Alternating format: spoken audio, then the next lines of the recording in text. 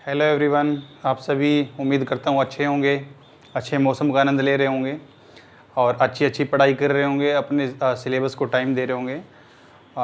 तो हमें जैसे लास्ट लेक्चर में हमने किया भी था कि आपको रिएक्शन इंटरमीडिएट्स में कर रहे थे, हम कार्बोकेटाइन कर लिया, हमने कार्बोनाइन कर लिया। अब नेक्स्ट आता है हमारे पास फ्री रेडिकल। तो फ्री रेडिकल क्या होते हैं? जैसे हमने कार्बोनाइन और कार्बोकेटाइन में पढ़ा था, तो जो फ्री रेडिकल होते हैं आपके, जैसे मैंने आपको बताया था उसमें भी, अगर सिंपल हम CH4 लेते हैं कोई, इसको हमने उसमें जब पूरा एक इलेक्ट्रॉन बॉन्ड पेयर के साथ ही चला गया था H, तो यहाँ आपके पास कार्बोकेटाइन बन गया था। जब ये H चला गया लेकिन अपने इलेक्ट्रॉन पेयर ही छोड़ गया तो यहाँ कार्बोनाइन बन गया था। अब अगर ये इस तरीके से होमोलिसिस हो जाए इसमें, तो आपके पास फ्री रेडिकल जनरेट हो जाएगा। मतलब एक इलेक्ट्रॉन लेके चला जाए और एक देके चला जाए, तो इस फेयर कंडीशन के अंदर आपके पास फ्री रेडिकल जनरेट होते हैं। तो फ्री रेडिकल की अगर मुझे डेफिनेशन लिखनी हो तो मैं कैसे लिखूंगा? अब देखो, न्यूट्रल स्पीसीज है, इस पर कोई चार्ज नहीं है कंप्लीटली, पार्शियल ना कंप्लीट पॉजिटिव नेगेटिव कुछ नहीं है इसके पास। Neutral species having neutral trivalent species, rather than हम बोलेंगे neutral trivalent species having septate of electrons, septate of electrons मतलब 7 इलेक्ट्रॉन है इसके पास, ठीक है।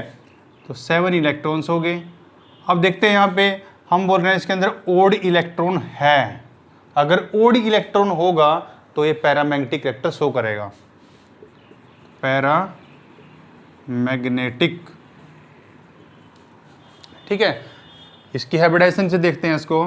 कार्बन सिंपल आप लेते हो 1s2 2s2 2p2, इनर को हम छेड़ते नहीं हैं, आउटर को देखना है सिर्फ। ये आपका, मैं आपको सिंपल CH4 का बना के दिखा देता हूँ, फिर उसमें से देखेंगे हमने इसमें क्या चेंजेस किए थे, ठीक है। अब इसमें क्या है, ये बॉन्ड 2 इलेक्ट्रॉन से मिलके बना है, ये H भी गया और साथ में एक इलेक्ट्रॉन लेके चला गया, तो मतलब हमारे पास ये स्पीसीज जनरेट हो गई। अगर ये स्पीसीज हमारे पास जनरेट हुई है तो इसका मतलब क्या है, हमारे पास ये एक इलेक्ट्रॉन फ्री रह गया है, ठीक है, जिसको हम अनपेड इलेक्ट्रॉन ही बोल देते हैं या ओड इलेक्ट्रॉन ही बोल देते हैं। उसी ओड इलेक्ट्रॉन की वजह से यहाँ पे पैरामैग्नेटिक कैरेक्टर शो होगा। तो फ्री रेडिकल जो आपके थे वो कार्बोकेटाइन कार्बोनाइन से ऐसे ही अलग हैं, वहाँ पे आपका कोई ओड इलेक्ट्रॉन नहीं होता था, यहाँ पे आपका ओड इलेक्ट्रॉन है, तो इसमें पैरामैग्नेटिक कैरेक्टर है। तो अगर मैं इसकी हाइब्रिडाइजेशन की बात करूँ तो आपको लोन पेयर लेना है आपकी हाइब्रिडाइजेशन में, लेकिन सिंगल इलेक्ट्रॉन कभी इंक्लूड नहीं करते। तो आपके पास sp2 हाइब्रिडाइजेशन आ गई। sp2 हाइब्रिडाइजेशन में आपको पता है ट्राइगोनल, आपकी ट्राइगोनल प्लेनर उसकी ज्योमेट्री हो जाएगी, ठीक है। उसके बाद हम स्ट्रक्चर बना के देखते हैं। ये आपके पास ट्राइवेलेंट कार्बन हो गया। हमने कार्बोकेटाइन कार्बोनाइन में आपको बताया था कि यहाँ पे एक ऑर्बिटल खाली था, उसमें कार्बोकेटाइन में यहाँ कुछ नहीं था, कार्बोनाइन में यहाँ पे इलेक्ट्रॉन पेयर था, और फ्री रेडिकल में यहाँ सिर्फ सिंगल इलेक्ट्रॉन होगा। तो ये आपके पास फ्री रेडिकल का इस टाइप से स्ट्रक्चर बन गया, तो ये आपका फ्री रेडिकल होगा, ठीक है। तो इस ओड इलेक्ट्रॉन की वजह से ही आपका ये पैरामैग्नेटिज्म शो करता है। अब वैसे हम देखते हैं कि किन किन कंडीशन में जनरेट होगा और क्या इसकी हाइब्रिडाइजेशन कहीं चेंज भी हो सकती है, वो भी चेक करेंगे हम इसमें। तो सबसे पहले हम करते हैं इसमें मेथड्स ऑफ जनरेशन। अगर आपको कुछ स्क्रीनशॉट वगैरह लेना है तो ले सकते हो।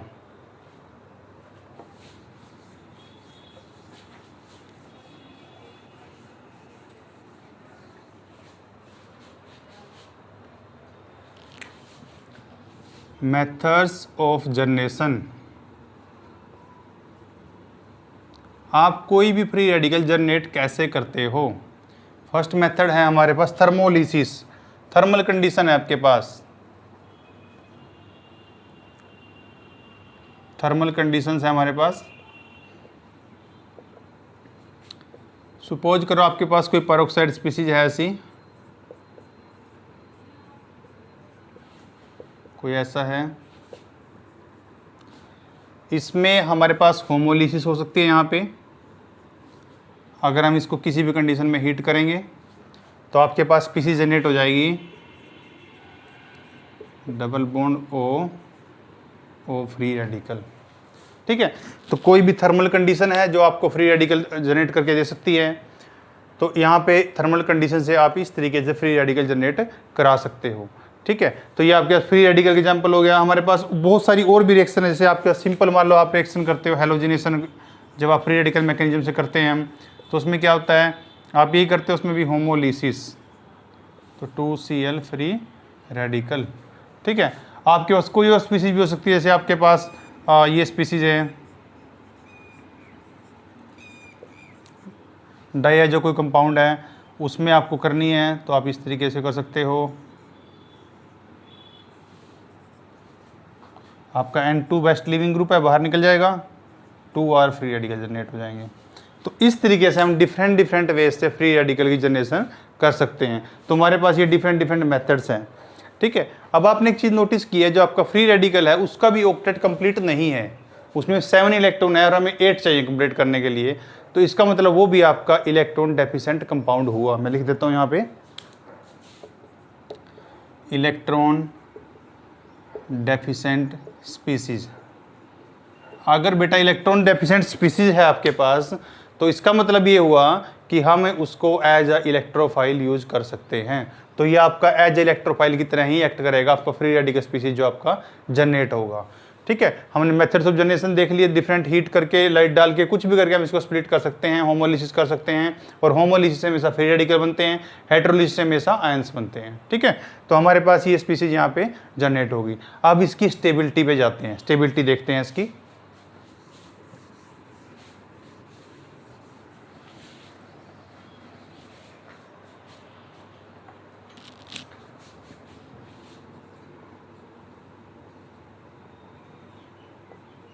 ये आगे स्टेबिलिटी। ठीक है, अगर स्टेबिलिटी की बात करें तो स्टार्टिंग में इंडक्टिव इफेक्ट से स्टार्ट करते हैं कि इंडक्टिव इफेक्ट किस तरीके से आपके सिस्टम को स्टेबलाइज या डिस्टेबलाइज करता है। जब मेरे पास इंडक्टिव इफेक्ट होता है, जैसे मान लो कोई सिस्टम यहाँ पे प्रेजेंट है, ये, या मैंने किसी भी इसके एक हाइड्रोजन को रिप्लेस कर दिया है, ये,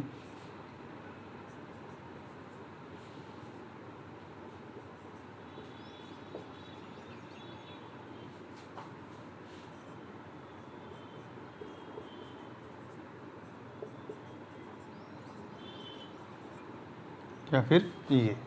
ठीक है, तो आप 1 बाय 1 करके हम देखते हैं कि इनकी स्टेबिलिटी कैसे रहती है। आपको पता है इलेक्ट्रॉन डेफिशिएंट हैं, तो इसका मतलब जो भी प्लस आई इफेक्ट वाले ग्रुप्स हैं इस पे, वो इसको स्टेबलाइज करेंगे। अब इसको यहाँ पे हम इंडक्टिव इफेक्ट और हाइपर कंजुगेशन से देख लेते हैं किस तरीके से यहाँ पे इसकी स्टेबिलिटी वन हो रही है। आप ये देखिए कि जैसे आपके पास ये स्पीसीज होती है, सिंपल जब हम इसे स्ट्रक्चर बनाते हैं, यहाँ पे एक एच होता है, ये स्पीसीज है। मान लो यहाँ पे अल्फा हाइड्रोजन कंटेनिंग सिस्टम है, जैसे ये है यहाँ पे। ठीक है, अब एक इलेक्ट्रॉन पेयर यहाँ पे प्रेजेंट है। ठीक है, तो यहाँ भी एक ऑर्बिटल है,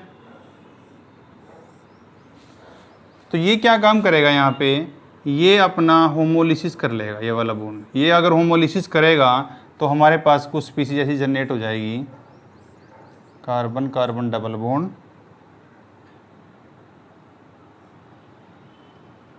CH3, इसके आगे H लगा हुआ था, और इस पे CH3 लगा हुआ है, इस पे 2 H लगे हुए हैं, और आपका यहाँ पे एक H फ्री रेडिकल आ जाएगा।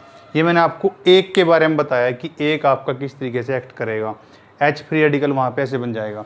तो हमारे जैसे हमारे पास कार्बोकेटानिक स्पीसीज में हम स्टेबिलिटी देखते थे, वही यहाँ पे है। तो हमारे पास होमोलिसिस हुई यहाँ पे, उससे फ्री रेडिकल जनरेट हुआ, और उस फ्री रेडिकल को स्टेबलाइज करने के लिए जितने भी अल्फा हाइड्रोजन जितने ज़्यादा होंगे उतने ही ज़्यादा उसके हाइपर कॉन्जुगेटिंग स्ट्रक्चर बनेंगे। तो सबसे ज़्यादा अल्फा हाइड्रोजन कहाँ पे हैं, यहाँ पे 9, यहाँ पे 6, यहाँ पे 3, और यहाँ नहीं है। तो सबसे ज़्यादा स्टेबिलिटी इसकी होगी, फिर इसकी होगी, और फिर इसकी होगी। तो ये आपके पास स्टेबिलिटी का ऑर्डर रहने वाला है कि जितने इसकी स्टेबिलिटी कार्बोकेटाइन की तरह ही मान सकते हैं कि जैसे उसमें है वैसे इसकी स्टेबिलिटी। इंडक्टिव इफेक्ट और हाइपर कंजुगेशन सिस्टम में, दूसरों में बाकी बातें बताऊंगा आपको कि कहाँ से स्टेबिलिटी का इफेक्ट होता है। ठीक है, अब हमारे पास इसमें जैसे मैंने आपको एक एग्जांपल समझाया, और भी बहुत से एग्जांपल है जहाँ हम इसको डिस्कस कर सकते हैं।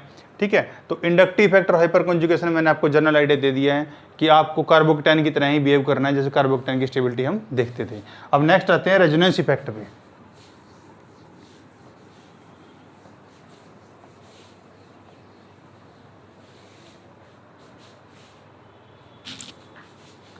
नेक्स्ट है रेजोनेंस। अब जो आपका रेजोनेटिंग स्ट्रक्चर है, रेजोनेंस आपके पास प्रेजेंट है, उसमें अगर हम देखें जैसे मेरे पास कोई भी स्पीसीज सपोज करो ये प्रेजेंट है, मैं आपको पहले एक अच्छी बात इसमें यहाँ क्लियर कर देता हूँ कि आपको डाउट ना हो। CH2 फ्री रेडिकल, इससे कोई भी सिस्टम मेरा अटैच्ड है, सपोज X है, या इससे मेरा कोई सिस्टम ऐसे अटैच्ड है Y है, सिर्फ ये फ्री रेडिकल केस में होता है। तो चाहे X है या Y, चाहे ये इलेक्ट्रॉन डोनेटिंग ग्रुप है या इलेक्ट्रॉन विड्रॉइंग ग्रुप है, both will increase the stability of free radical. Stability of free radical, ठीक है। ये दोनों के दोनों इसकी स्टेबिलिटी को इंक्रीज करते हैं, ठीक है। अब देखो कैसे करते हो बताता हूं मैं आपको। तो इसका मतलब क्या हुआ, इन दोनों की स्टेबिलिटी है जो इस CH3 से ज़्यादा होगी, ठीक है। अब ये दोनों कैसे इफेक्ट करते हैं इसको हम ये देख लेते हैं।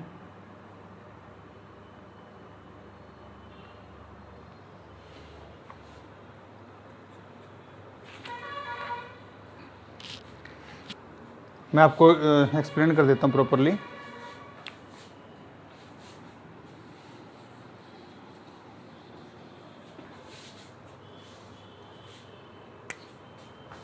जैसे मेरे पास ये सिस्टम है CH2 फ्री रेडिकल और यहाँ पे OMe, मतलब मैंने कोई रिलीजन ग्रुप लगा दिया, ठीक है।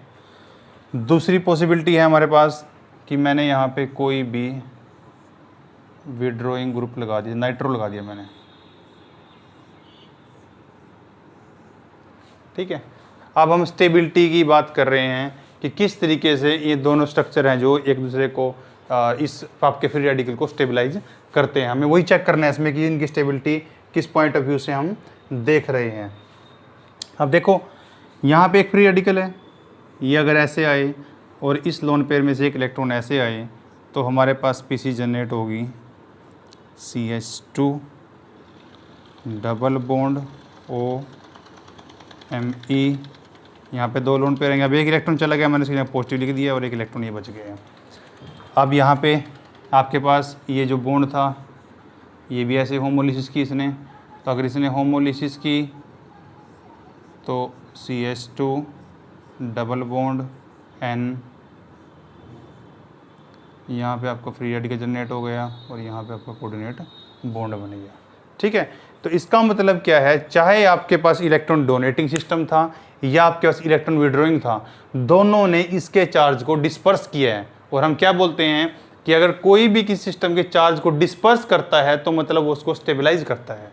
तो इसीलिए मैंने बोला आपको कि चाहे इलेक्ट्रॉन विड्रॉइंग ग्रुप हो चाहे आपका इलेक्ट्रॉन डोनेटिंग ग्रुप हो, दोनों के दोनों ग्रुप आपके इस सिस्टम को स्टेबलाइज करेंगे, ठीक है। और इस इफेक्ट को कई अलग अलग नाम दिए गए, इस इफेक्ट को बोलते हैं कैप्टोडेटिव इफेक्ट।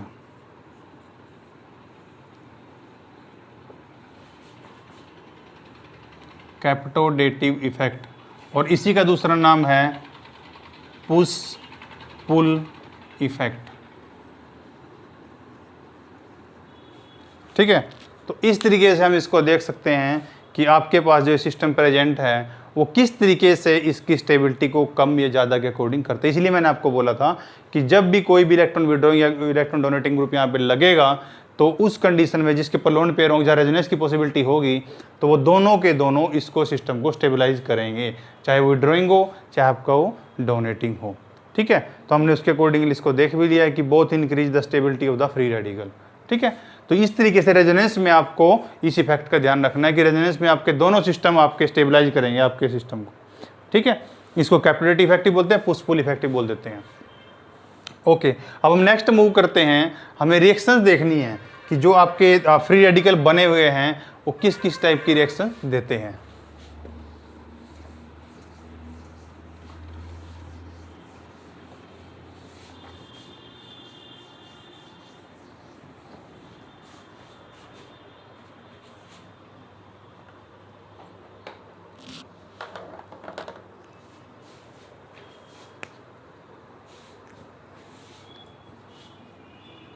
रिएक्शंस फ्री रेडिकल की। ठीक है, अब इसकी रिएक्शंस इंपॉर्टेंट है, हम उन सभी रिएक्शन को देख सकते हैं। सबसे पहले इसमें आती है सब्स्टिट्यूशन रिएक्शन।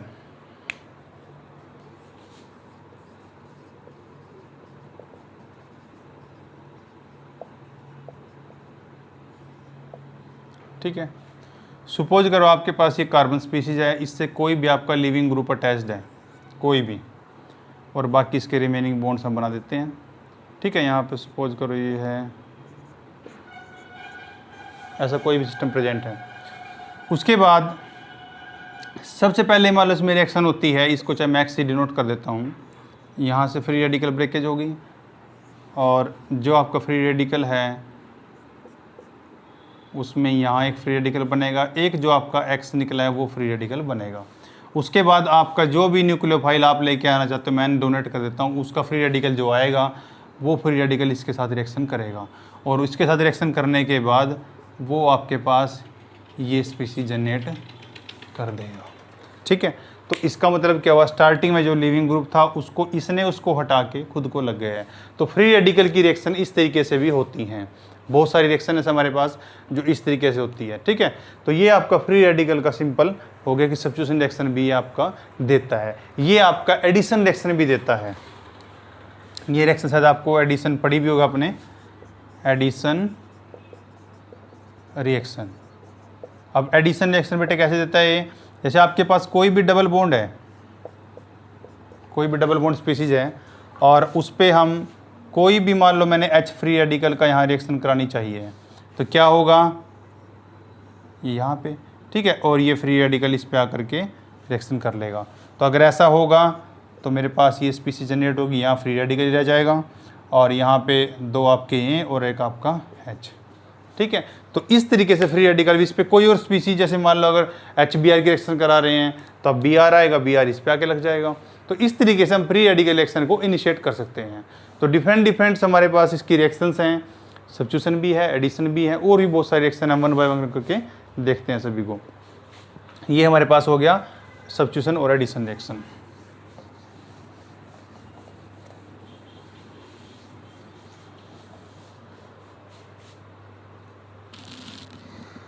अब हमारे पास आता है इसी में वो रिएक्शन जिनके अंदर रेडिकल इनिशिएटर होते हैं।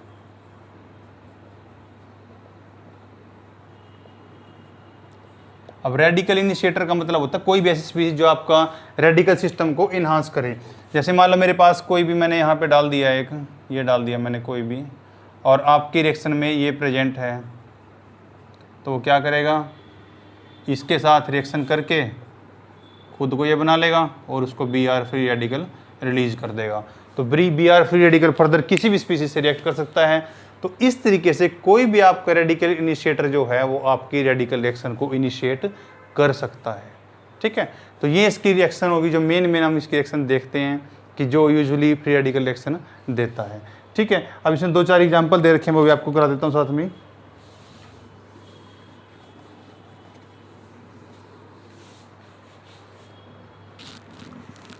जैसे हमने कल एग्जाम्पल किया भी था, कार्बोकेटाइन वगैरह केस में भी हमने किए थे एग्जाम्पल।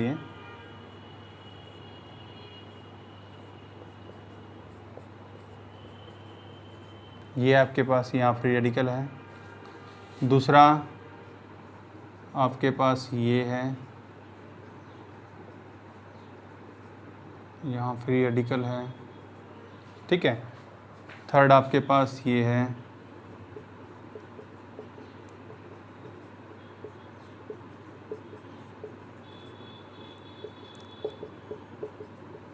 यहाँ पे फ्री रेडिकल है। तो आपने अगर आप इसका फ्री रेडिकल देखो तो इसको इस तरीके से आप स्टेबलाइज कर सकते हो, मतलब आपके पास ये कंडीशन भी जनरेट हो सकती है, CH2 CH double bond CH2। ठीक है, तो यानी कि रेजोनेंस स्टेबलाइजेशन हो सकती है।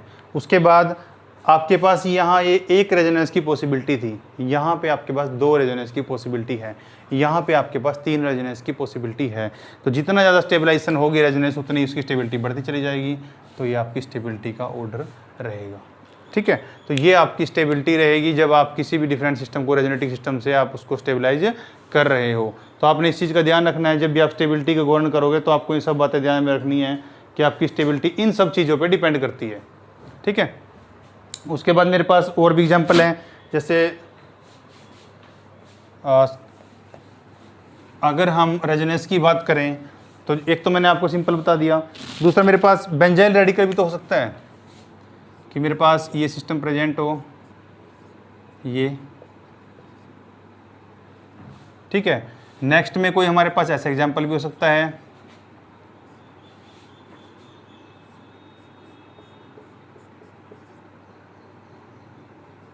ये भी हो सकता है, और कोई ऐसा एग्जांपल भी हो सकता है जहाँ तीनों ही रिंग हो।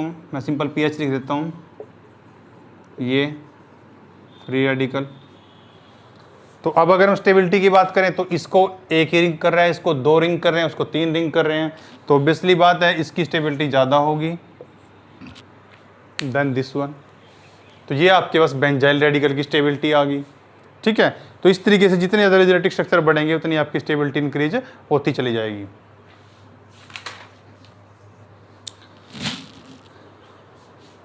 अब जो आपने पॉइंट शुरू में नोट किया था शेप एंड स्ट्रक्चर, उसी पे थोड़ा सा एम्फेसाइज करते हैं दोबारा।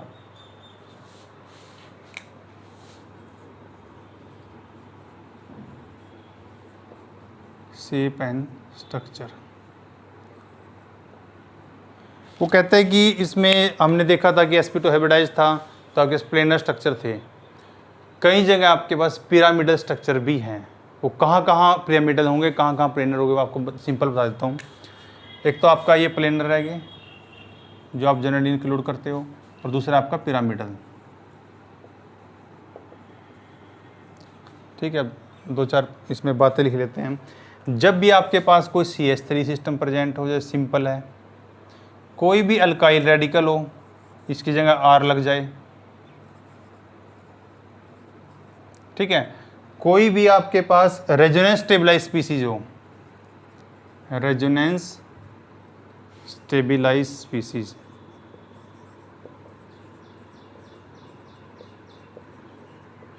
जहाँ पे आपके पास रेजोनेंस गिवन हो, और कोई भी आपका फ्री रेडिकल जो ब्रिज हेड कार्बन पे बना हुआ हो,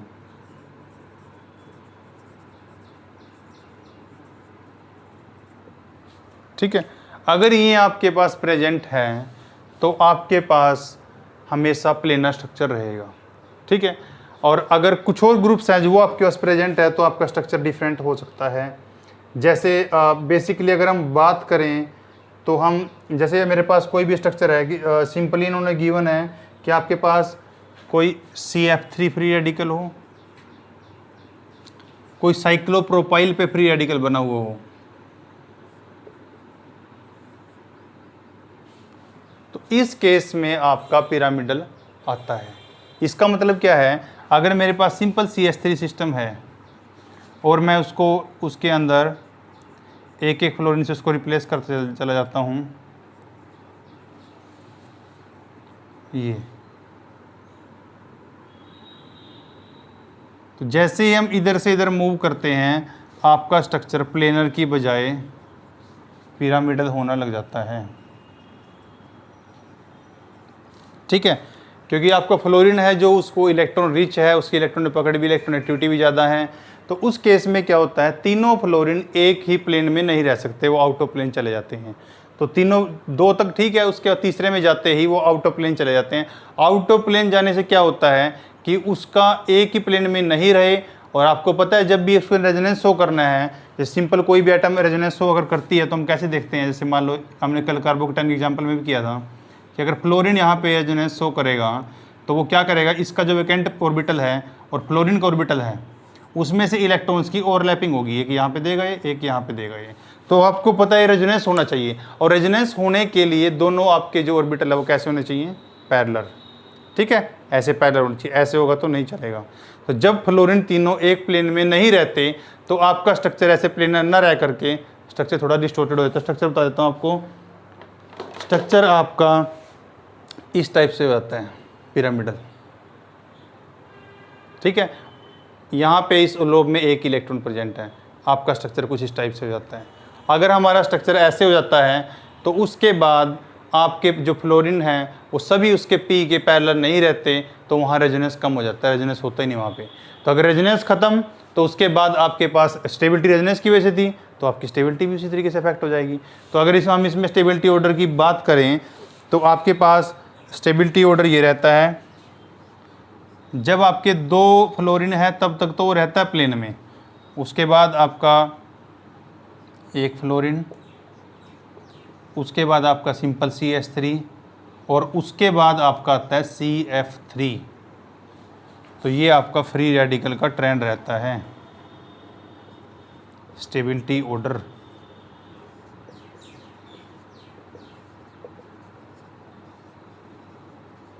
ठीक है, ये आपके पास स्टेबिलिटी ऑर्डर है, क्योंकि जब तक आपके कुछ नहीं था तब भी ठीक है। अब यहाँ रेजोनेंस स्टार्ट हो गया है, यहाँ पे रेजोनेंस डबल हो गया है, यहाँ पे रेजोनेंस ट्रिपल होना था लेकिन वो आउट ऑफ प्लेन चले गए, उसकी वजह से यहाँ पे रेजोनेंस है जो खत्म ही हो गया है बिल्कुल। अगर रेजोनेंस खत्म ही हो गया है तो F तो फिर सिंपल -I की तरह एक्ट करेगा फिर भी, ठीक है।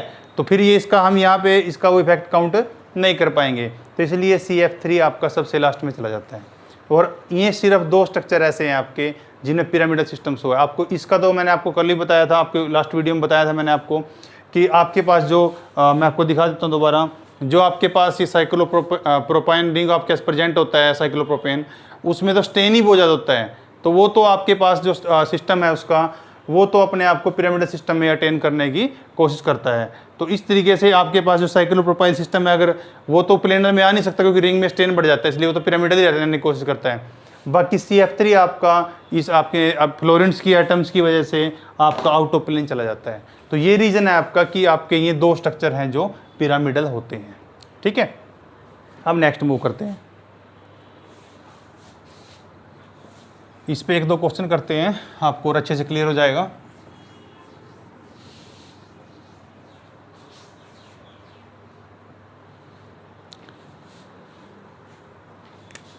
सपोज करो आपके पास ये दिए हुए हैं CF3 free radical, CCl3 free radical, CBr3 free radical, CI3 free radical, और आपको पूछा गया है कि आपको स्टेबिलिटी का ऑर्डर बताना है, ठीक है। आपको स्टेबिलिटी का ऑर्डर बताना है इसका कि इनकी स्टेबिलिटी किस ऑर्डर में होगी, ठीक है। तो आपको मैंने अभी बताया कि जब आपके पास फ्लोरीन होता है तो उस केस में क्या कंडीशन हो जाती है, फ्लोरीन की कंडीशन, पहली बात तो फ्लोरीन के पास वेकेंट कोई d ऑर्बिटल नहीं है, उसके बाद p ऑर्बिटल है सिर्फ, ठीक है। तो उस कंडीशन में क्या होता है, सिर्फ जब फ्लोरीन और रेजोनेंस भी नहीं शो कर रहा है तो ये तो उल्टा उसको डिस्टेबलाइज करेगा। बाकी सब में क्या है कि यहाँ भी d ऑर्बिटल वेकेंट है, यहाँ भी है, यहाँ भी है, ठीक है। तो इसकी वजह से आपके पास फ्लोरीन की सबसे कम चली जाती है आपकी स्टेबिलिटी, फिर Br आएगा, फिर आपका आयोडीन आएगा, और एट लास्ट क्या होगा आपका CF3 होगा, क्योंकि वहाँ पे उसका रेजोनेंस इफेक्ट नहीं रहा तो उसका सिर्फ -I की तरह एक्ट करना शुरू कर दिया, जो आपके सिस्टम को इंडक्टिव इफेक्ट से डिस्टेबलाइज कर रहे हैं, ठीक है। तो इस तरीके से वहाँ रेजोनेंस लॉस्ट हो जाता है, इसीलिए वो सबसे लास्ट में चला गया है। तो ये आपके पास डिफरेंट हैलोजेंस के केस में स्टेबिलिटी का ऑर्डर है।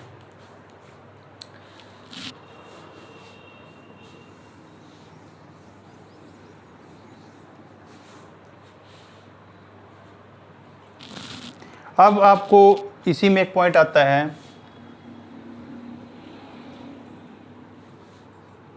Detection technique. ज़्यादा इंपॉर्टेंट नहीं है लेकिन आपको जानना थोड़ा सा ज़रूरी है। कभी कभार एक आध क्वेश्चन कहीं जैब में या कहीं पे नेट वगैरह से में आ जाता है कि कौन कौन सी टेक्निक्स है आपके पास जिनसे आप इस डिटेक्शन टेक्निक को, मतलब आपके फ्री रेडिकल बना है, बनने के उसको डिटेक्ट करने की टेक्निक है। 2-3 टेक्निक्स मैं नाम बता देता हूँ आपको, ठीक है। पहली बात तो आपके पास अगर मान लो कोई भी सिस्टम यहाँ पे प्रेजेंट है, उसमें फ्री इलेक्ट्रॉन है, तो अगर इलेक्ट्रॉन है तो उसका मैग्नेटिक मोमेंट भी होगा। अगर मैग्नेटिक मोमेंट उसके अंदर जनरेट हुआ है तो ऑब्वियसली बात है हम उसका कोई ना कोई बिहेवियर रहेगा, मैग्नेटिक बिहेवियर, या वो पैरा होगा, ठीक है, पैरामैग्नेटिक होगा। तो इस तरीके से उसकी मैग्नेटिक ससेप्टिबिलिटी जांच कर लेते हैं हम, मैग्नेटिक ससेप्टिबिलिटी,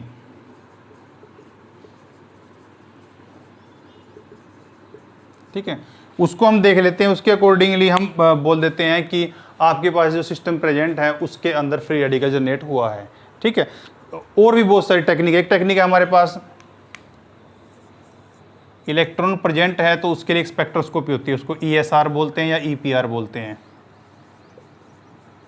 ठीक है, इलेक्ट्रॉन स्पिन रेजोनेंस, इस टेक्निक से भी हम उसको चेक कर सकते हैं कि इसके अंदर फ्री रेडिकल बना है या नहीं बना है। दूसरा आपके पास NMR स्पेक्ट्रा भी है, उस टेक्निक से भी हम इसको चेक कर सकते हैं, वो भी एक पॉसिबिलिटी है हमारे पास। ठीक है, और भी CT टेक्निक्स हैं, काफ़ी टेक्निक्स है जिसके द्वारा हम इसको देख सकते हैं। दूसरा आप सिंपल सिस्टम ले लो कोई भी जो आपके उस सिस्टम को ट्रैप कर ले, मतलब ट्रैपिंग टेक्निक।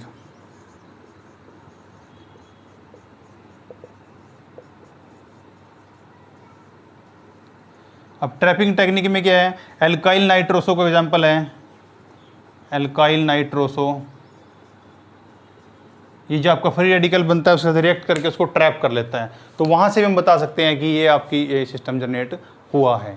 ठीक है, तो इन डिफरेंट वेज से हम अपने आप को सेटिस्फाई कर सकते हैं कि हमारे पास जो सिस्टम जनरेटेड है उसके अंदर आपका फ्री रेडिकल बना है, उस रिएक्शन में फ्री रेडिकल का यूज हुआ है। ठीक है, तो ये डिफरेंट टेक्निक्स होगी। ये हमारा फ्री रेडिकल कंप्लीट हो गया। यहाँ पे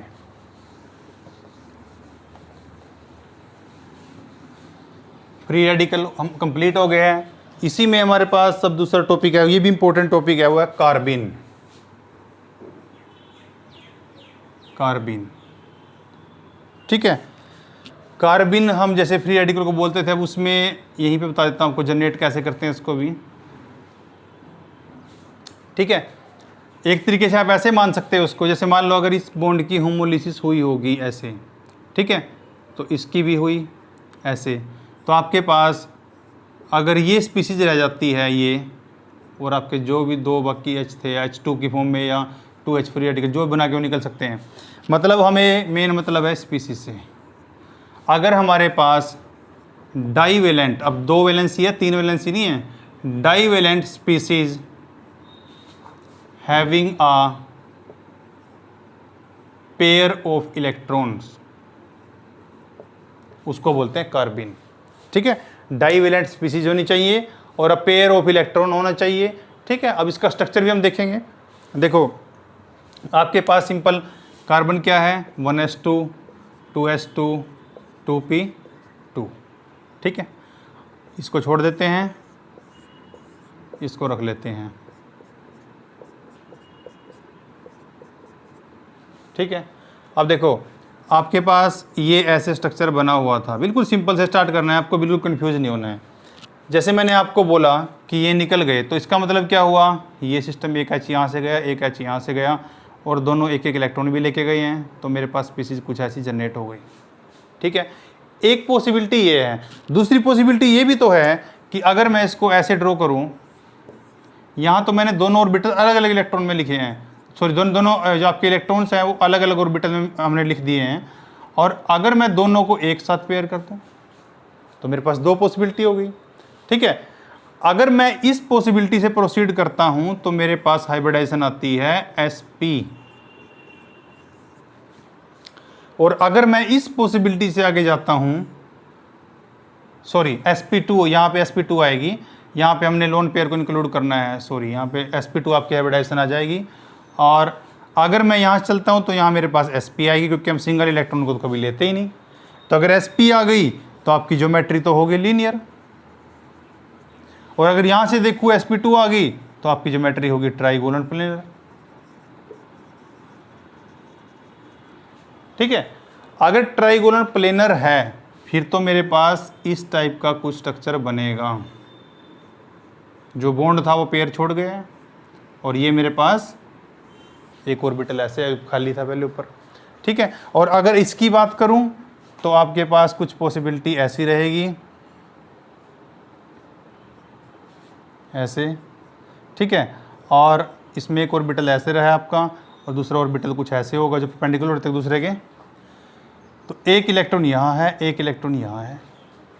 ठीक है, तो एक में तो क्या है आपका पेयर्ड ऑफ इलेक्ट्रॉन है, तो ये कैसा बिहेवियर शो करेगा, इसमें नो ओड इलेक्ट्रॉन, तो ये बिहेवियर शो करेगा डाया मैग्नेटिक।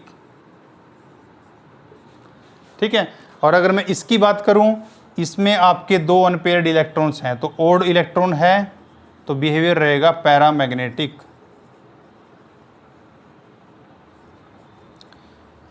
ठीक है। अब क्या हुआ, इस वाले का अलग नाम है, इसका अलग है, इसको बोलते हैं ट्रिपलेट कार्बिन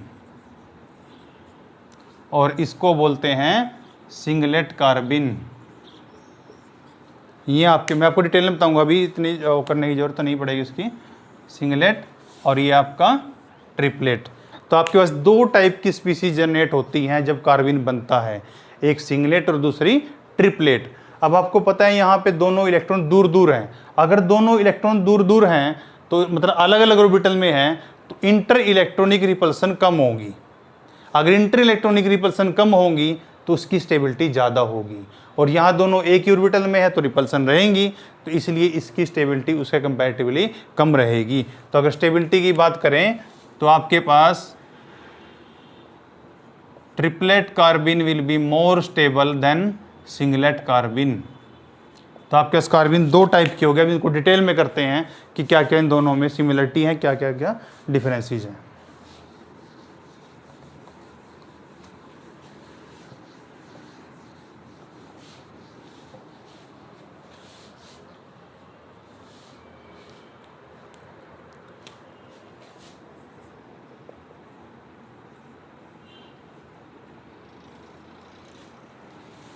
और ट्रिपलेट, ठीक है। अब पॉइंट्स लिख लेते हैं जो अलग अलग इन दोनों के अंदर थे। पहले मैं इसका स्ट्रक्चर बना देता हूँ। ये आपका वेकेंट है। अब देखो, आपको पता है कि यहाँ पे भी आपके पास जो आउटर मोस्ट आपका ऑक्टेट था वो कंप्लीट नहीं हुआ था ऑक्टेट, तो इसका मतलब इसका नेचर भी इलेक्ट्रोफिलिक ही रहेगा, इलेक्ट्रोफिलिक इन नेचर।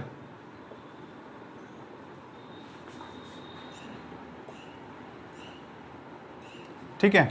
अब यहाँ पे जनरेट हुआ है, अगर मैं इसकी बात करूँ इधर, तो यहाँ पे मेरे पास कुछ ऐसा जनरेट होगा, ये, ठीक है। तो यहाँ पे एक बेंड टाइप ऑफ शेप बन गई है, बेंड शेप। और वहाँ पे हम सिंपल इसको लीनियर भी बोल सकते हैं। और अगर इसको जनरली इन सिस्टम में देखें, देखो पहली बात तो हम अगर इसको जनरली देखते हैं, यहाँ पे बेंट मतलब इन्वर्टेड वी की तरह स्ट्रक्चर बना हुआ है। वहाँ पे दोनों अलग अलग हैं, तो एग्जैक्टली लीनियर तो वो भी नहीं है कि इन दोनों ऑर्बिटल में कुछ रिपल्सन होगी, तो थोड़ा सा बेंट शेप उसके अंदर भी रहेगी। एग्जैक्ट लीनियर नहीं बनेगा, थोड़ा बेंट शेप में रहेगा ये भी। अब ये तो आपका वी, इन्वर्टेड वी की तरह हो गया, ये वो आपको थोड़ा डिफरेंट है। अब दोनों में बॉन्ड, अब देखो अगर हम इन जनरल बात करें इन दोनों स्ट्रक्चर्स की, तो उनमें जो आपके पास सिस्टम प्रेजेंट था ट्रिपलेट में या कार्बन में, अब इनके दोनों के बॉन्ड एंगल भी अलग अलग हैं। दोनों, इसमें बॉन्ड एंगल दे रखा है 100 to 110 डिग्री, और उसमें बॉन्ड एंगल दे रखा है 130 to 150 डिग्री। इस तरीके से दोनों के बॉन्ड एंगल गिवन है आपके पास। मैंने आपको बता दिया ये लेस स्टेबल है, वो वाला मोर स्टेबल है, ठीक है। तो ये डिफरेंट इसमें पॉइंट हो गए। अब जो इसमें हमारे पास ऑर्बिटल्स इन्होंने गिवन है, जैसे मैंने आपको इस स्ट्रक्चर में बताया, अगर मैं इसको इस स्ट्रक्चर को भी थोड़ा उसी की तरह ड्रॉ करता हूँ जैसे मैंने पहले वाला स्ट्रक्चर ड्रॉ किया था, तो उसमें ये अगर ऑर्बिटल इसको हम लेते हैं तो एक ऑर्बिटल कुछ इस तरह का है, ठीक है। अगर एक इलेक्ट्रॉन यहाँ है तो एक इलेक्ट्रॉन यहाँ है, ठीक है। तो इस तरीके के स्ट्रक्चर्स हैं। तो अगर हम इसको सिंपल हाइब्रिडाइजेशन के बेसिस पे इंक्लूड करें, जैसे हमने ऊपर देखा था कि sp2 के अकॉर्डिंग हम इसको ले रहे थे, तो उस कंडीशन में आपके पास ये स्पीसीज जनरेट हो जाती है, ठीक है। तो ये दोनों ट्रिपलेट और सिंगलेट कार्बिन होगी। इन दोनों में आपके पास ये आपके मैंने आपको दोनों को बता दिया कि स्टेबिलिटी किस बेसिस पे गवर्न करनी है, आपको ट्रिपलेट लेना है फिर सिंगलेट लेना है।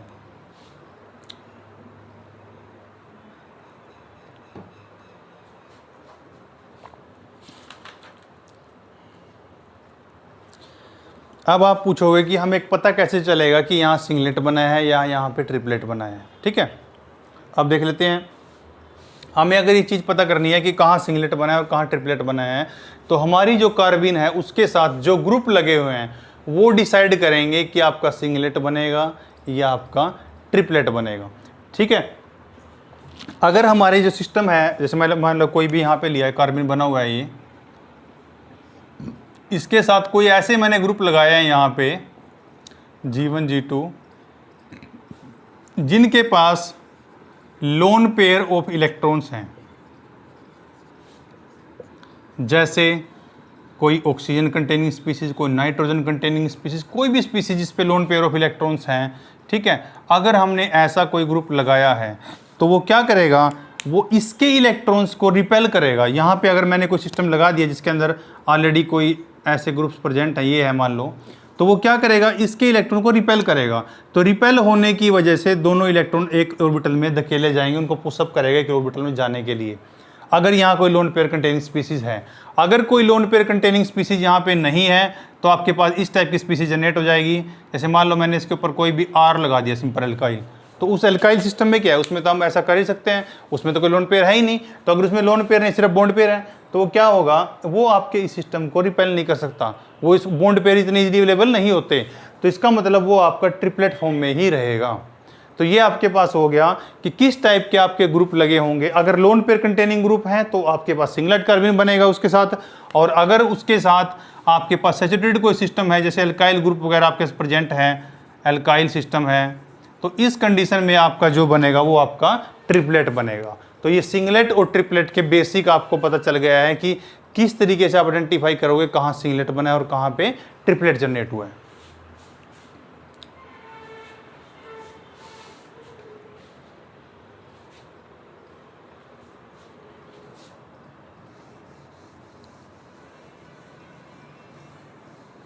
यहाँ पे एक पॉइंट और ऐड कर सकते हैं आप, आपने अल्काइल ले लिया यहाँ पे कोई, या फिर आपने कोई एराइल सिस्टम ले लिया, एराइल भी यही काम करता है, वहाँ भी लोन पेयर देखने में, लोन पेयर तो वहाँ भी नहीं होते, तो दोनों इसी तरह का बिहेव करेंगे।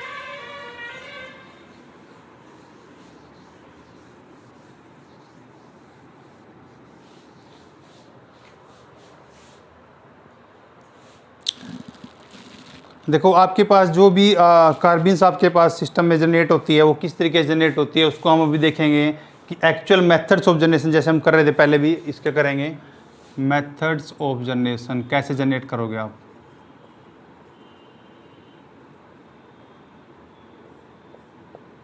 अब अगर मेथड्स ऑफ जनरेशन में हम देखें, सबसे पहले हमारे पास है कोई भी आयोनिक मैकेनिज्म, आयोनिक मैकेनिज्म। अब आयनिक मैकेनिज्म में क्या होता है, आपके पास जो भी आयंस बनते हैं उसमें हम देखेंगे किस टाइप से हम आपका ये सिस्टम जनरेट कर सकते हैं। देखो आपके पास सपोज करो मेरे पास ये सिस्टम है, ये क्या है, क्लोरोफॉर्म। मैंने इस पे कोई भी बेस का अटैक कराया है, तो बेस क्या करेगा, यहाँ से इलेक्ट्रॉन ले लेगा। अगर यहाँ से इलेक्ट्रॉन लेगा तो आपके पास स्पीसीज जनरेट हो जाएगी, ये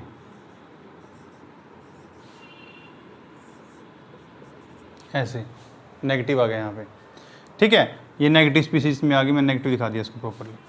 अब आपके पास अगर यहाँ पे जो कोई भी क्लोरीन में से जो एक कोई भी ये बॉन्ड है, मान लो इसमें 2 इलेक्ट्रॉन है, अगर ये Cl नेगेटिव ऐसे निकल लीव कर जाता है, -Cl नेगेटिव, ठीक है, तो आपके पास बच गया Cl और ये।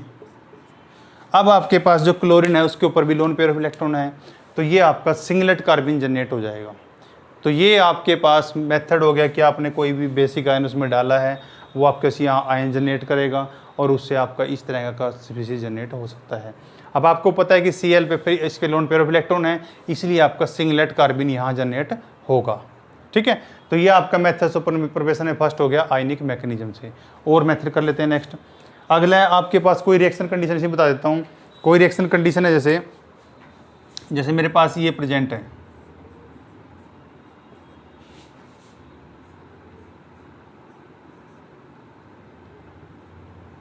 ये है मान लो इस तरह की कोई स्पीसीज है हमारे पास, तो उसमें क्या होगा, ये तो N2 की फॉर्म पे निकल जाएगा, ये अपने इलेक्ट्रॉन पेयर ही छोड़ जाएगा, तो उसके बाद स्पीसीज क्या जनरेट हो जाएगी,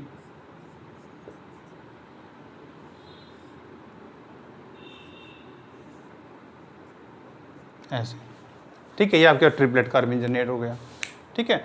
तो इन जनरल आप इस तरीके से देख सकते हो। अब आपको मान लीजिए मैंने आपको एग्जांपल दिया ये ऊपर वाला, इसमें आपको कैसे पता लगेगा कि आपके पास दोनों टाइप की पॉसिबिलिटी है, इसमें दोनों तरीके से यहाँ पे हो सकता है।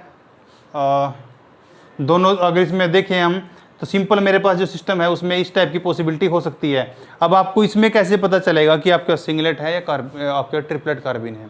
ठीक है, अगर आपके पास ये मान लो मैंने दो तरीके से दे दिया, एक तो आपको सिंपल लिख दिया और एक मैंने आपको लिखा और साथ में इनर्ट सॉल्वेंट लिखा। जब मैं इनर्ट सॉल्वेंट लिख रहा हूं तो मेरे पास जनरेट होगा ट्रिपलेट, और अगर मेरे पास सिंपल मैंने लिख दिया ऐसे तो हमारे पास जनरेट होगा सिंगलेट। अब इनर्ट सॉल्वेंट ने क्या डिफ्रेंशिएट किया वो देख लेते हैं। इनर्ट सॉल्वेंट में क्या होता है, स्टार्टिंग में आपका बनेगा तो यही सिंगलेट कार्बिन, और इस सिंगलेट में इनर्ट सॉल्वेंट के जो मॉलिक्यूल्स हैं उनका बार बार कोलिजन होगा, तो कोलिजन होने से एनर्जी जनरेट होगी, जिससे ये ऑर्बिटल अलग अलग अपने ऑर्बिटल में इलेक्ट्रॉन्स चले जाएंगे और ट्रिपलेट सिस्टम जनरेट हो जाएगा, जो कि मोर स्टेबल होता है। तो इस तरीके से आपके पास कोई भी एग्जाम्पल दे रखा है, उसमें अगर साथ में हीटिंग के इनर्ट सॉल्वेंट दे रखा है तो आपको समझ जाना है कि आपको ट्रिपलेट कार्बेट जनरेट करने की ज़रूरत है यहाँ पे। ठीक है, तो उससे आपका ट्रिपलेट कार्बिन सिस्टम जनरेट हो जाएगा।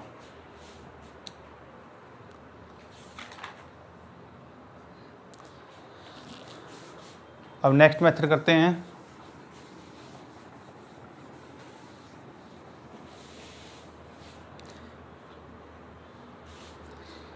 आपके पास जैसे बहुत सारे एग्जांपल है, आपने पहले भी किया, थर्मोलिसिस किया था हमने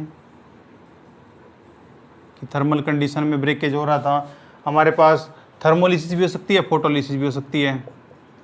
फोटो का मतलब लाइट की प्रेजेंस में और थर्मो का मतलब हीट देके, तो ये दोनों में से कोई मेथड हमारे पास काम में आ सकते हैं।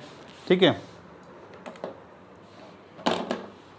तो अब हमारे पास जैसे मैंने अभी आपको एग्जांपल दिया, ये भी हमारे पास थर्मोलिसिस का एग्जांपल था। CH2 ये आपके पास प्रेजेंट है। ठीक है, आपके पास इस टाइप का कोई भी सिस्टम प्रेजेंट है, जैसे यहाँ पे आपका पेयर है, और अगर हम इसको हीट करेंगे, ठीक है, तो हीट करने से क्या होगा, ये आपका इस फॉर्म में निकल जाएगा, तो आपके पास बन जाएगा CH2 कार्बिन, N2 आपका गैस थी, वो एज गैस इवोल्यूट होगी, बाहर निकल गई।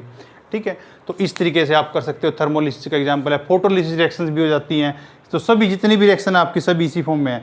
अब यहाँ पे एक इंपॉर्टेंट रिएक्शन मैं आपको बताने जा रहा हूँ जो आपको बड़े ध्यान से देखनी है। उसमें क्या है कि जैसे आप मेरे पास कोई भी, मैं अभी आपको एग्जांपल देके मैंने एक ये कराया था कि HCl OH नेगेटिव, इसने अटैक किया तो यहाँ पे आ गया, तो मतलब CCl3 नेगेटिव आ गया हमारे पास। इसमें से एक Cl नेगेटिव निकल गया तो CCl2 आ गया, ये आपका फ्री रेडिकल जनरेट हो गया। ठीक है, अब अगर यहाँ पे सारे ही CCl4 हो, मतलब ये सारे क्लोरीन हो यहाँ पे, जैसे मैं यहाँ बता देता हूँ आपको, अगर मेरे पास कुछ स्पीसीज ऐसे हो, ऐसे, ठीक है, तो अब इस केस में क्या होगा, इस केस में आपको अगर रिएक्शन करानी है और रिएक्शन होगी तो आपको उसके अंदर कोई अल्काइल लिथियम जो कि स्ट्रॉन्ग बेस है उसको यूज करना पड़ेगा, और अगर वो स्ट्रॉन्ग बेस आपका होगा तभी वो इस तरीके से रिएक्शन कर पाएगा और आपके पास CCl3 नेगेटिव बन जाएगा, जो लोन पेयर बोल नेगेटिव जो भी है इसके पास। अब यहाँ से अगर Cl नेगेटिव निकलता है तो आपके पास CCl2 फ्री रेडिकल ये सिस्टम जनरेट होगा। तो अब क्वेश्चन आना चाहिए कि यहाँ पे NaOH या KOH क्यों नहीं यूज कर सकते हैं। देखो NaOH KOH आपका ठीक है, आपने यहाँ पे यूज किया, यहाँ पे H विड्रॉ कर सकता था, निकाल दिया, लेकिन वहाँ से Cl निकालने के लिए, क्योंकि अटैक इसका इस सेंटर पे नहीं हो सकता क्योंकि उसके अराउंड भी ग्रुप्स लगे हुए हैं। ठीक है, तो वहाँ तक उसके लिए पहुँचना न्यूक्लियोफाइल डिफिकल्ट है, तो वो जो बेस है आपका वो आपको स्ट्रॉन्ग लेना पड़ेगा, एल्काइल लिथियम लेना पड़ेगा, या हम यूज कर सकते हैं सोडामाइड जैसा NaNH2 टाइप, मतलब स्ट्रॉन्ग बेस, या ब्यूटाइल लिथियम, कोई भी सिस्टम ऐसा जो आपका इस तरह का काम कर सके, एल्काइल लिथियम टाइप सिस्टम, तो उसको हम यूज करते हैं। तो उस सिस्टम को ही हम यहाँ बोलते हैं। इनऑर्गेनिक में आपको, इनऑर्गेनिक के लिए एक पॉइंट है यहाँ पे कि जैसे अगर मेटल और नाइट्रोजन का बॉन्ड होता है, जैसे अगर हम कार्बन से नाइट्रोजन का बॉन्ड बनाए तो अमीन्स बोलते हैं उसको, अमीनो सॉल्ट वगैरह कुछ भी, इसको हम अमाइड बोलते हैं। इनऑर्गेनिक नेमिंग के अंदर आपको ये चीज़ याद रखनी है, जब भी आप मेटल का किसी नाइट्रोजन से बॉन्ड बनाओगे तो उसको आप अमाइड बोलोगे। इसीलिए मैंने यहाँ बोला सोडा अमाइड, N का बॉन्ड किससे है, सोडियम से, तो सोडामाइड बोलते हैं इस कंपाउंड को। तो इस तरीके से यहाँ आप इसको डिफ्रेंशिएट कर सकते हैं। ठीक है, अब जो मेरे पास जो एग्जांपल है इनमें मैंने आपको ये बताया, आप लिथियम के और सोल्ट भी एलडीए यूज कर सकते हो, लिथियम डाइसोप्रोपाइलामाइड भी है वो भी आप यूज कर सकते हो। तो कोई भी स्ट्रॉन्ग सिस्टम जो हमारे पास प्रेजेंट है उससे आप इसको कर सकते हो। अब हम नेक्स्ट करते हैं, इसमें जो इंपॉर्टेंट पोर्शन है इसका, रिएक्शंस ऑफ कार्बिन।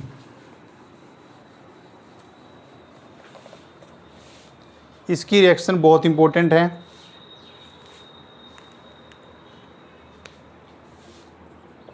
Reactions of कार्बिन।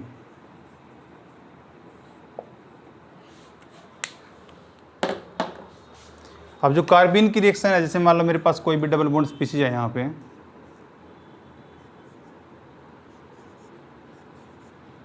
ये है मान लो, अगर हम रिएक्शन कराते हैं सिंगलेट कार्बिन की या फिर हम रिएक्शन कराते हैं ट्रिपलेट कार्बिन की, ठीक है, इन दोनों केसेस में क्या होगा, आपकी रिएक्शन कैसे होती है, मैं आपको एक यहीं पे लिख के दिखा देता हूँ।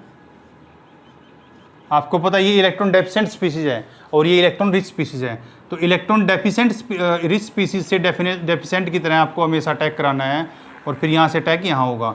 तो अगर ऐसा होगा तो उस कंडीशन में आपके पास ऐसी स्पीशीज जनरेट हो जाएगी।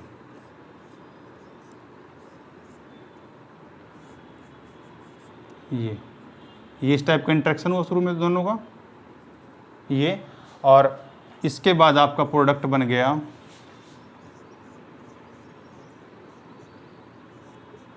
ये।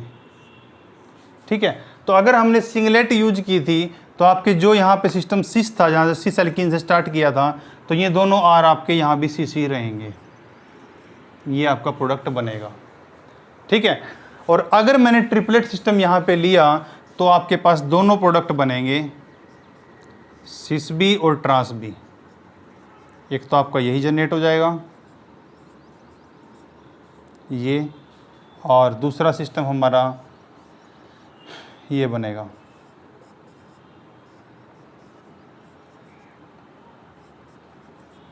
ये मोस्ट इंपॉर्टेंट क्वेश्चन है, इस पे क्वेश्चन बार बार आता है।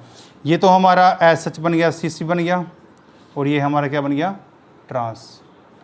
यहाँ पे सिर्फ जो आप स्टार्टिंग में यूज किया था वही एज इट इज पाओगे।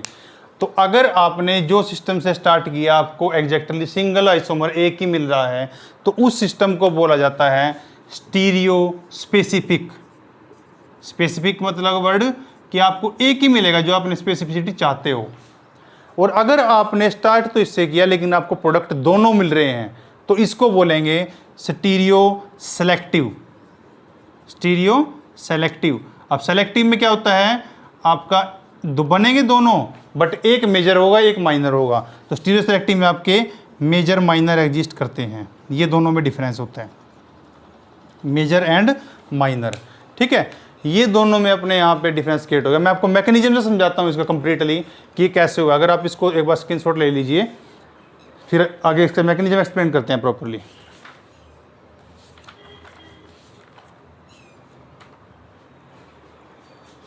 ओके, आपने सिंपल सिस का देख लिया कि सिस में आपने सिंपल अटैक कराया और आपके पास सिंपल प्रोडक्ट बन गया, सिंपल रिएक्शन हो गई। ट्रांस में इतनी सिंपल नहीं होती।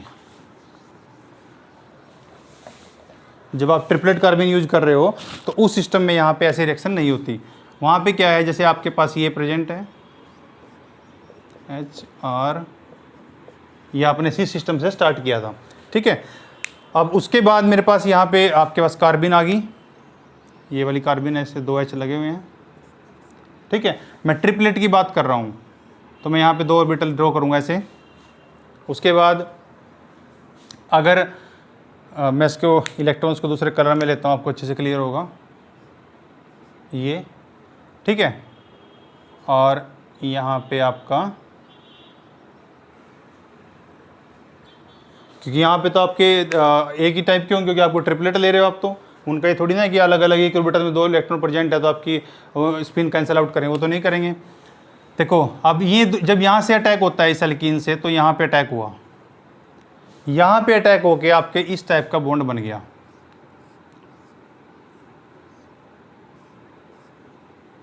H R H R. ठीक है, अब मैंने इसको एक साइड से जोड़ देता हूँ यहाँ से,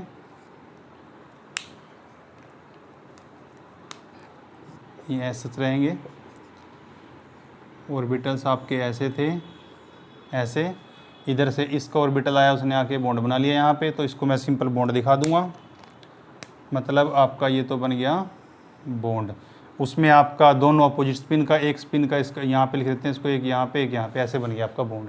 अब इधर क्या बचा हुआ है, इधर ऐसे बचा हुआ है, और यहाँ पे जो मेरे पास एक इलेक्ट्रॉन का भी स्पिन बाकी है वो भी ऐसे है। दोनों सेम स्पिन के तो बॉन्ड नहीं बना सकते, उनको अपोजिट स्पिन के जाना पड़ेगा। तो यहाँ पे दो चीज़ें होती हैं मेरे पास। यहाँ पे क्या होता है, पहला तो आपका है कि अगर सिस्टम अपनी स्पिन चेंज करे bye rotating carbon carbon bond, मतलब ये है जो आपके पास ये कार्बन कार्बन बॉन्ड, अगर ये इस टाइप से आपको 180 रोटेट कर ले, अगर ये ऐसा करेगा तो हमारे पास सिस्टम कुछ इस तरह का जनरेट होने वाला है, एच आर एच। देखो अब उसने 180 रोटेट कर लिया तो इसका मतलब क्या है, आर की जगह एच आ जाएगा, एच की जगह आर आ जाएगा, आर एच, और इधर एक बॉन्ड बना हुआ है कार्बन से, दूसरे की अब स्पिन क्या होगी, रिवर्स हो गई, इसकी ऐसे है, और इधर वाला जो ऑर्बिटल एक बना हुआ है उसकी ऐसे है, और इधर एच लगा हुआ है। ठीक है, मैं इसको फर्दर ग्रीन से दिखाता हूँ, आपको अच्छे से क्लियर होगा। ये अब ये दोनों आपस में अपोजिट स्पिन के हो गए, अब ये बॉन्ड बना सकते हैं इस ऑर्बिटल में जहाँ पे प्रेजेंट था, तो ये दोनों आपस में मिल गए। तो मतलब आपके पास जो कंपाउंड बन गया है वो आपका बन गया है एच आर एच। ठीक है, ये हो गया। दूसरा ये, तो हमने स्टार्ट इससे किया था और हमें प्रोडक्ट कैसा मिला, ट्रांस।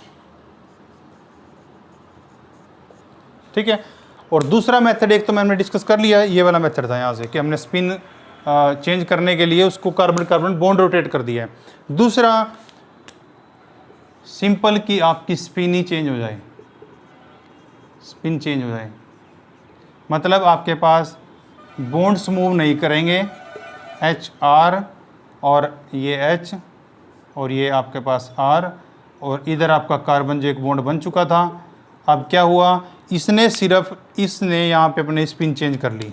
अब स्पिन चेंज करने का मतलब क्या है, ये ऐसे था पहले, ऐसे तो आपका ऐसे हो गया, और दूसरे ऑर्बिटल में यहाँ पे ऐसे था, तो आप दोनों यहाँ आपस में बॉन्ड बना सकते हैं। तो मतलब आपका जो प्रोडक्ट बनेगा वो बनेगा एच आर,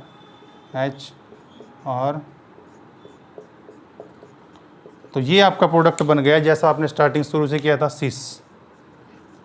तो इसलिए ट्रिपलेट कार्बन के अंदर आपके दोनों टाइप के प्रोडक्ट बनते हैं, सिस भी और ट्रांस भी। ठीक है, तो ये आपकी प्रॉपर एक्सप्लेनेशन हो गया, आपका मैकेनिज्म हो गया कि किस तरीके से उसमें सिस या ट्रांस दोनों प्रोडक्ट बनते हैं। ठीक है, आपने सिंपल सिस्टम लिया, उसकी जो स्पिन थी ट्रिपलेट की उसको जनरेट करके दिखाया यहाँ पे, मैं इसके नीचे लिख देता हूँ ट्रिपलेट कार्बन।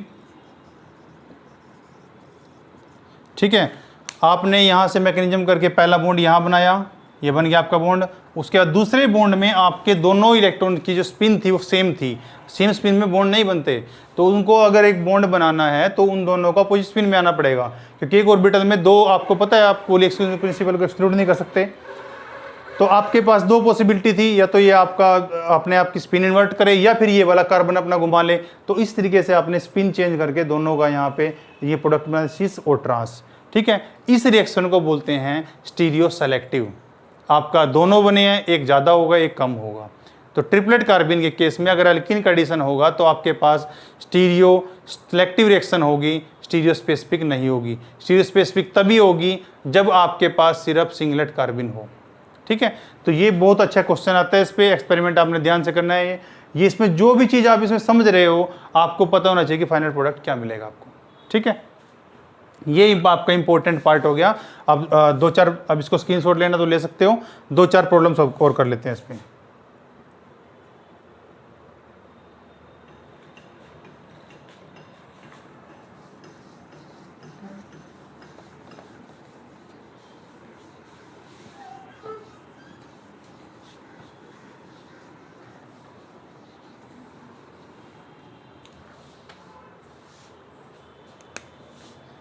ये प्रॉब्लम है आपके पास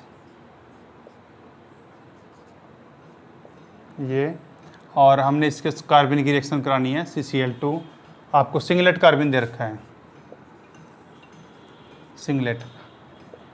तो सिंगलेट कार्बन के केस में क्या होगा, आपका यहाँ से अटैक होगा, ठीक है, फिर एक इधर से होगा, तो आपके पास जो सिस्टम जनरेट हो जाएगा वो कुछ ऐसा बन जाएगा, डबल बॉन्ड, और इस कार्बन से बॉन्ड बना दीजिए CCl। अब नाइट्रोजन के पास लोन पेयर है, तो यहाँ से मूव करेगा, ये अपने बॉन्ड्स को इधर लेके जाएगा और Cl बाहर निकल जाएगा, मतलब आपका रिंग एक्सपेंड कर जाएगा। अगर रिंग की एक्सपेंशन होगी तो इसका मतलब आपका 5 से 6 बन जाएगा, तो उसकी स्टेबिलिटी बढ़ जाएगी, ठीक है। यहाँ पे एक डबल बॉन्ड था, यहाँ पे अब एक बॉन्ड आया है तो पॉजिटिव भी आ जाएगा, और एक रिंग एक्सपेंड हुआ, तीसरे नंबर पे जाके आपके क्लोरीन लगा है, ठीक है। तो ये बन गया, और उसके बाद क्या होगा, यहाँ से -H पॉजिटिव निकल जाएगा, तो आपके पास सॉरी यहाँ पे एक डबल बॉन्ड है, ये 3-क्लोरोपिरिडीन जनरेट हो गया आपके पास, ठीक है। 3-क्लोरोपिरिडीन है जो आपके पास, वो सिस्टम जनरेट हो गया है। तो ये आपके पास 3-क्लोरोपिरिडीन का एग्जाम्पल हो गया।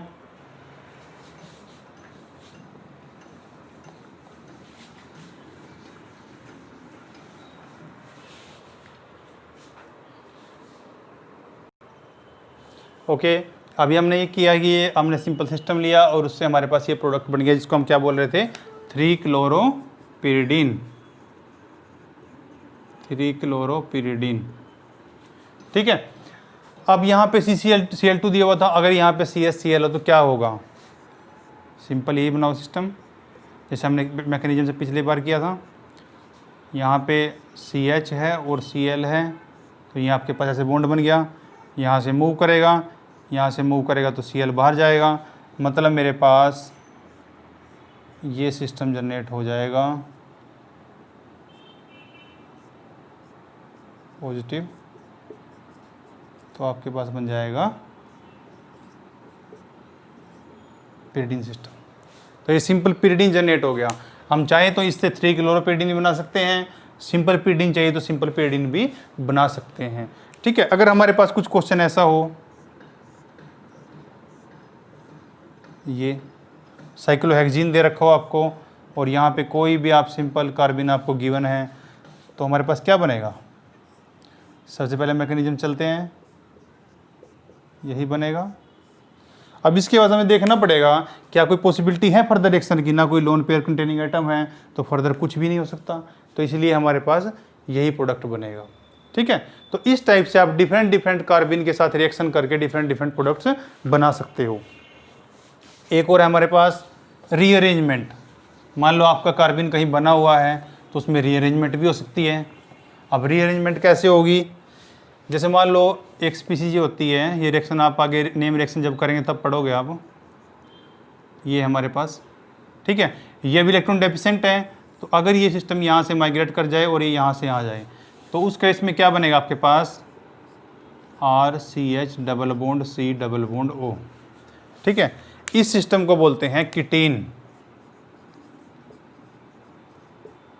एक आर्म्ड अस्टेट रिएक्शन है और वुल्फ रीअरेंजमेंट है, उसके अंदर हम पढ़ेंगे इसको किस टाइप से हम यहाँ से एसिड बना सकते हैं। तो ये भी इस टाइप का कोई रीअरेंजमेंट रिएक्शन भी इसके अंदर पॉसिबल है। कीटीन एक स्पीसीज है जो रिएक्शन इंटरमीडिएट की तरह है, जो बनती है कई स्पीसीज के अंदर, ठीक है।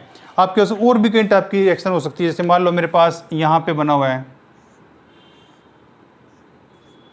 यहाँ फ्री रेडिकल सॉरी ये आपका कार्बन बन गया है, ठीक है। अब अगर कार्बन यहाँ पे बना है तो आपका कोई भी सिस्टम है जैसे मान लो अगर कोई भी बॉन्ड है आपका वो आपका मूव कर सकता है। अगर कोई भी सिस्टम में बॉन्ड आपका मूव करेगा, मान लो ये यहाँ से एक्सपेंड किया और इसने पेयर यहाँ दे दिया, तो आपके पास बन गया ये 4 मेंबर सिस्टम, डबल बॉन्ड आ गया उसमें, ठीक है। तो ये भी एक रिएक्शन की पॉसिबिलिटी है आपके पास। आपके पास कोई और, जैसे मान लो ये प्रेजेंट है CH3 CH CH2 free radical, ठीक है। इसके साथ आपको ये मान लो ये हाइड्रोजन दे रखा है, अगर ये हाइड्रोजन यहाँ से माइग्रेट करके यहाँ आता है तो ये आपका पेयर यहाँ आ जाएगा, तो मतलब आपके पास स्पीसीज ये भी जनरेट हो सकती है,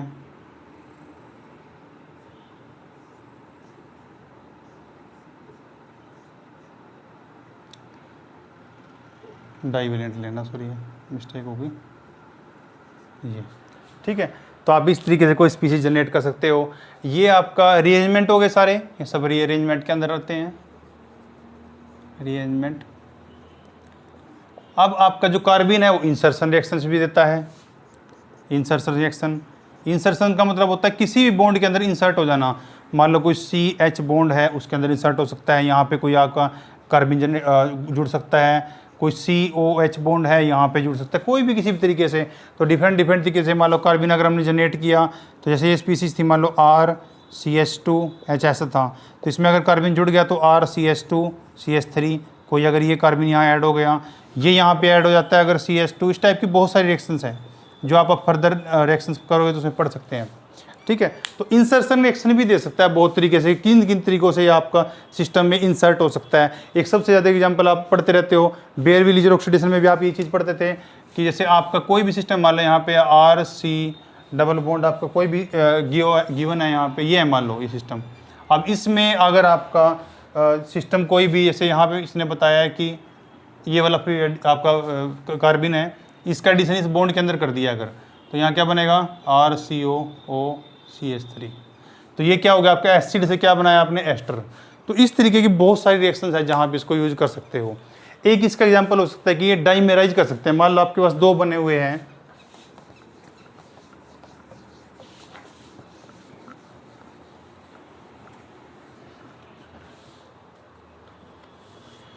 जैसे मान लो आपके पास ये पॉसिबिलिटी है XY, मैंने कोई ग्रुप लगा दिया यहाँ पे, और हमारे दिमाग में एक क्वेश्चन भी उठता है कि अगर हम अब आपस में मान लो एक ही रिएक्शन के अंदर दो बने हुए हैं मॉलिक्यूल, और ये दोनों मॉलिक्यूल आपस में रिएक्ट भी तो कर सकते हैं। अगर ये आपस में रिएक्ट करें तो ऐसे ऐसे बनना चाहिए ये, लेकिन ये रिएक्शन कभी नहीं होती। अब क्यों नहीं होती है? क्योंकि जो स्पीसीज बनती है इतनी रिएक्टिव है, ये इतना वेट नहीं कर सकती कि इसका दूसरा मॉलिक्यूल बनेगा फिर ये उसके साथ रिएक्ट करेगी। तो ये क्या करता है, जैसे ये स्पीसीज बनी, अब जैसे पहले इसकी बात करता हूँ। सपोज करो ये इस स्पीसीज से जनरेट हुई है,